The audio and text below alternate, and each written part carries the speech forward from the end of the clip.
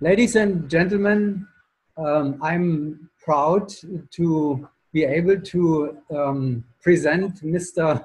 Roy Janssen. Hi, Kurt. He is not a Hayabusa member any longer. He's still one of the original Hayabusa members, but not a current member any longer. But he is a member of another team, Wemby, it's called, as we can see, right? Yeah, The that's here. yeah, and the Sunpath Products NSL News has talked about Wemby quite a bit recently for a very good reason. The wind games are coming up, and you will be there with the team, and it will be the so-called signature team of Wemby with all those 4 world champions of earlier days. Can you introduce your team for a second here?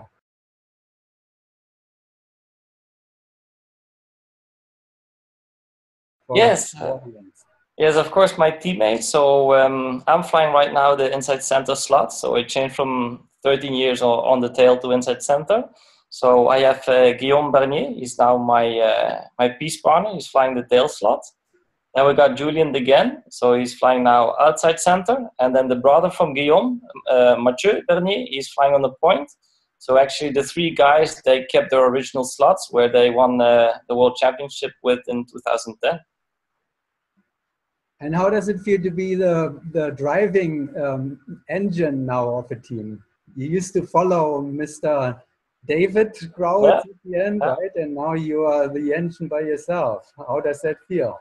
Yeah, I'm actually very happy with it. I mean, after flying 13 or 14 years on the tail, you know, I still could learn, obviously, but I mean, I had a little bit, and now with flying the inside center slot, it gave me a lot of challenge, you know, to try to get on speed and trying to get a good feel for it. And so, yeah, I really love it. And honestly, I would not go back to the tail. Well,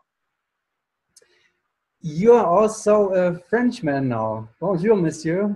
Ça va? Oui, bonjour. Où es-tu ce moment? Maybe you need to practice a bit more. But anyhow, you're French now. You're not Belgian any longer because you just competed last year at an FAI competition for France as a French team. Yes, at the World Cup. When did this transition take place, and how did it happen? Yeah, it's actually I have to go back to the Clash of Champions in 2015, where we competed with the same guys actually, and we started that competition just because we wanted to compete again, and you know we were eager to to train. So we said, hey, let's do just a competition for fun, and that was the plan actually originally. So we did the Clash of Champions, and also doing the training. You know, we felt like, hey, you know, this is going very well. You know, we really enjoyed and. There was a good chemistry between the guys and me because, of course, I'm the new guy with them. And so after the clash was finished, you know, we looked back and we said, hey, you know, with 2 hours of training or something we did, we were very happy and we had a great time. And they were thinking like, you know, we were a bit hungry and we really enjoyed to compete again. And the performance level was quite good for the amount of training that we did. And so we speak like, hey, what do you think? You know, we want to continue or, you know, so of course, a real competitor is very easy to poke again to start competing. And then we gave it a few months, and I think early March 2016, we decided, yes, okay, let's do it, you know, let's try. And then the first step was be, okay, if we're going to do it, what is going to be the project? Because we don't just want to train and do some competitions. And then we decided, like, you know, the project then would be nice to do the Indoor World Championship in 2017. But of course, to do that, first the federation, they need to approve me. So they went to speak with the federation and you know, to see like how do they think that, you know, me coming from Hayabusa from the past, join forces with them and, you know, trying to bring France back on the map on like a real high level. And they supported this idea. So that was still March. And then, of course, we had to find out, okay, is it possible what are the rules that I need to follow, what should be done. So we read all this stuff. Also the paperwork, it's like not so many things, but a few things that you need to keep in consideration. So we took care of that. So we knew the first competition, that would be then for us the World Cup Indoor 2016. So we had quite some months to prepare all the documents, to check everything that would be okay, because in case somebody want to complain about like, hey, maybe it's not legal or stuff like that, at least we prepared the whole path, and that's what we did. And so after Chicago, I think it was like 1.5 weeks after Chicago, we came together, we started training, and then right away after we did the first World Cup for France. Yeah. And you are within the route, say you need 24 months or something, 2 years between one FAI event for one country and the next FAI event for another country. So you're within the routes, that's all good. But France has a national forward open class team, and you are now in competition with them. That is very interesting because first of all, you have the French national coach in your lineup, Mathieu Bernier. So on one hand, he is in charge for the performance of the national team, and on the other hand, he's competing against it. And is there a conflict? Well, of course, I'm not in the right position to speak about that. What I can say is that I know sincerely from Mathieu that they really want to that the national team performs as good as they can. And, if they would beat us in any kind of competition, he would be very happy because that's his job, For us, we don't have any conflict with them because we're not the national team. I mean, I think it's very clear who's now at the moment the French national team. That's not us. And they're the national team. However, in March, so in a few months, we're going to have a selection who will be going to Canada to the World Indoor Championship, and the team that will win will be the team that's going. I don't know if they will be considered to be the national indoor team or anything like that. I don't know if they're going to put any kind of name to it, but for us, that's an important competition that we hope we can win. Because it will give the ticket to Canada, yes. Yeah, so there will be a real competition at the French Indoor Nationals with the French national team, and you could become the French national team indoor forward team after the Indoor Nationals in France. Yes.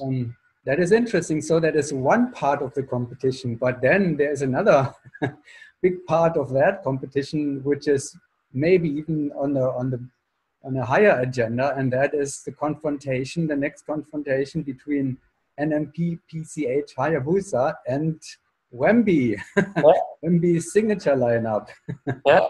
So that's happening at the same event, and it is also a little preview of what may happen at the World Championship, the indoor competition, the Indoor World Championship.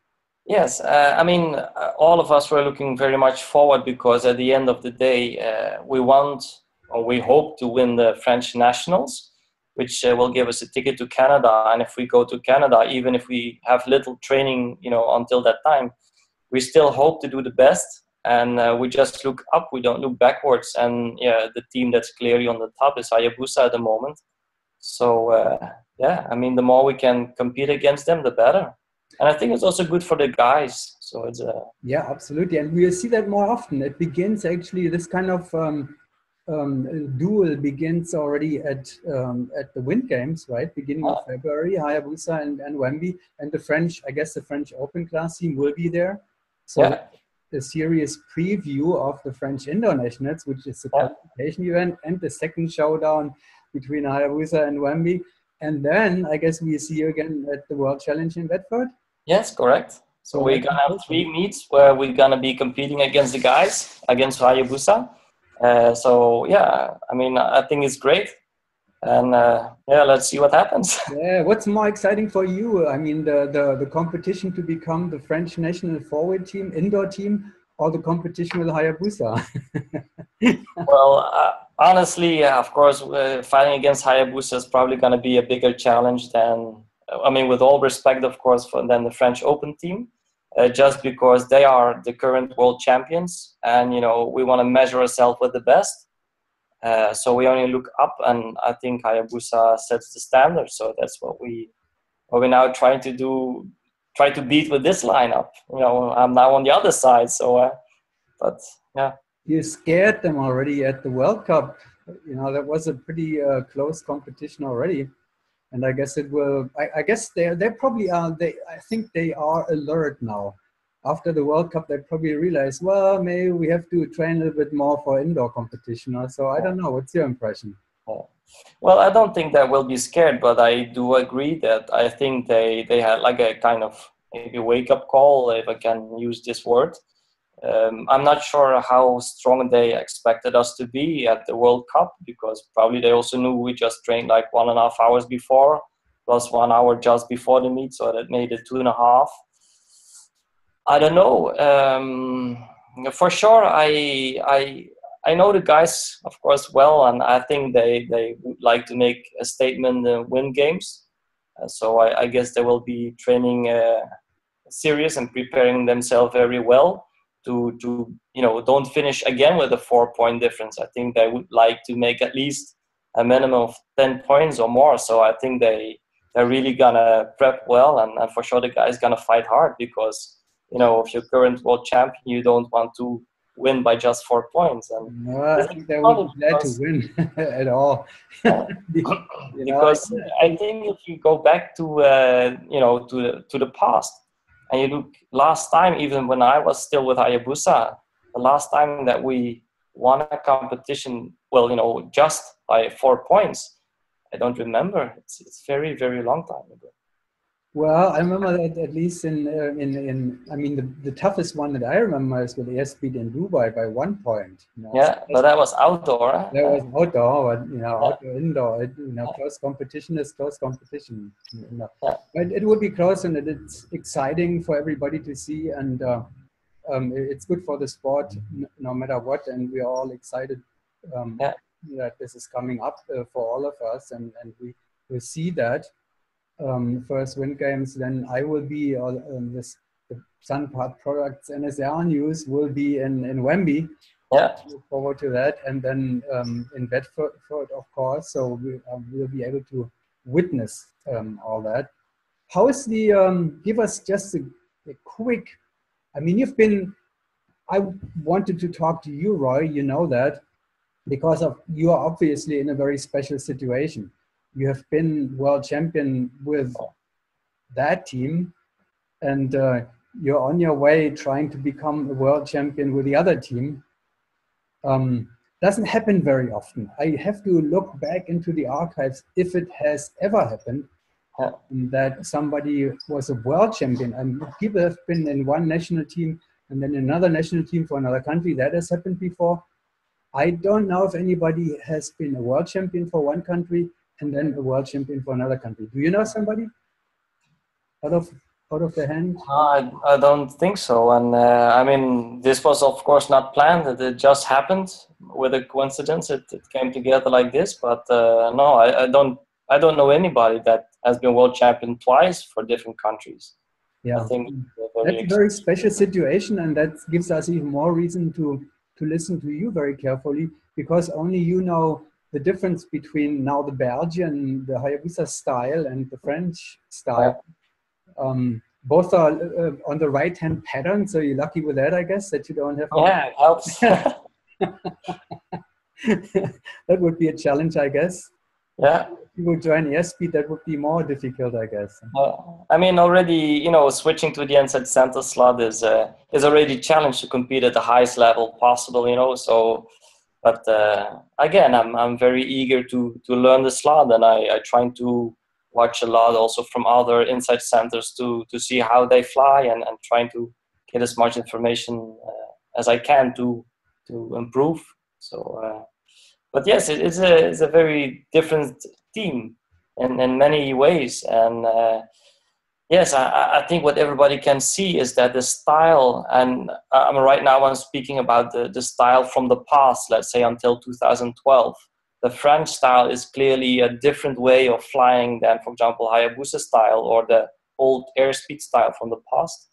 it involves a little bit more like, let's say, throwing a lot of upper body stuff like this. I think this is something that everybody can see. This is something we are working on. We're trying to become more flat, as we call it. So that means that there's less body movement in it. So we become a bit more actually like the style of Hayabusa or airspeed, because I think that's the way to go. I think it's important. If we're more flat, we can be more efficient with the moves. So this is for sure a thing that we're working on a lot. There are also other stuff involved that, is very different, but I cannot say too much about it because we would like to keep our advantage about it. I'm trying to get something out. Yeah, you can try, of course. You can make a guess, but... keep going, right? Yes. No, so yes, that's clearly a thing that we need to fix. We're trying to be more flat, to be more precise with the movement, so not to throw away too much energy in the moves. I think it will still take some time, but we're working hard on it to get it going. And don't get me wrong, we're not trying to copy Hayabusa, for example, but we're trying to get the good things out of the style from Hayabusa. And of course, with me coming from the team, I know how it should feel or how it flies, but still we keep room for our own way of thinking and trying to experiment and have our own way of flying. It's not that we want to be a copy of Hayabusa, but like every top team, you look around you, you look what other teams are doing, and you're trying to take the things that you think that can improve your own team. And that's what we're doing here. And Gary was already working with Hayabusa also for a little bit when you were still with the team, right? So it's actually kind of a combination. Yeah, since the beginning. When Gary came in, that I was still there. Yeah, so it's a combination of 3 different styles actually, because it's a South African style. We came up with a flat flying and all that stuff anyway. And then there's some Belgian style, which is Gary Belgian together probably, and the French style. So it's great if a team has to develop its own style anyway. Now that's to show your experience as a coach, because you're coaching a lot too at the same time. And yes, all teams are different, right?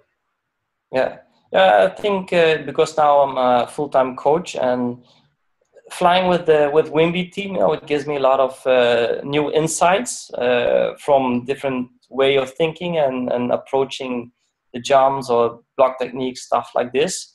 So it's very good because it keeps the brain open, and you will gives you new perspective of techniques of thinking. And I think the more information you get, the more total picture you can have about everything, and it makes you smarter. And some things, okay, this doesn't work, but from the 10 times, 5 times, you have something like, hey, never thought about it, So at the end, it's making me smarter too. Well, smart. I'm not saying I'm smart, but at least, some parts it's improving. Yeah. And you're fluent in French, right? French is the language you grew up with in Belgium. No, well, actually, I don't know if you remember. Officially, I'm Dutch. Oh. Remember? So it's officially I'm Dutch, but I never jumped in Holland. I always started training in Belgium because I live really close to the border. So, and from the part that we were training in Belgium, there was a Flemish part, which is kind of Dutch. So it's not French speaking now. I recall that now. So now you have to. So do you speak English or French now? Well, we're trying to mix. When the conversation is going too quick, then it's still a bit difficult for me to follow. So I try to adapt as much as I can and to learn as much French as possible. But when sometimes the guys go so fast, it's like, okay, and then we switch back to English. But yes, I try to keep up. Where are you now? Actually, all I see of you is a white wall. It looks like a prison, kind of. Yeah, actually, I'm now in Poland, and they caught me, and the police just arrested me, so I'm now in jail. What are you doing in Poland, Roy? Yeah, I'm now in Fly Spot at the wind tunnel, and I'm having here a coaching camp for a week. So I just arrived today, and tomorrow I start working. So the background is a little bit. Who are you working with? I have quite some individuals working on individual skills. Okay. So I start first with a group from Romania.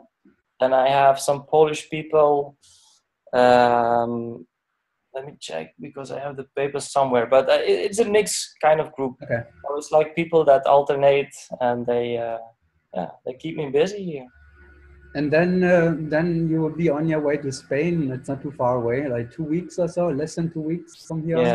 Yes. I work until Sunday. On Monday, I fly to Barcelona. Then I have like 2 days off, and I think on the first we start training the first day, and then the second just 15 minutes, and that's it. Yeah, and then Exciting. It's a good field at the Wind Games, and then next time we're going to speak in person then, and I look forward to that at Wemby in Lille, northern France. So it's not too far away either. Time goes quickly. Roy, thank you very much for taking the time, and enjoy the Polish Kabasi and the fly spot tunnel. Yeah. Good luck in at the Wind Games. Thank you very much. It all very carefully and excited. Yeah. Thank you very much. Okay.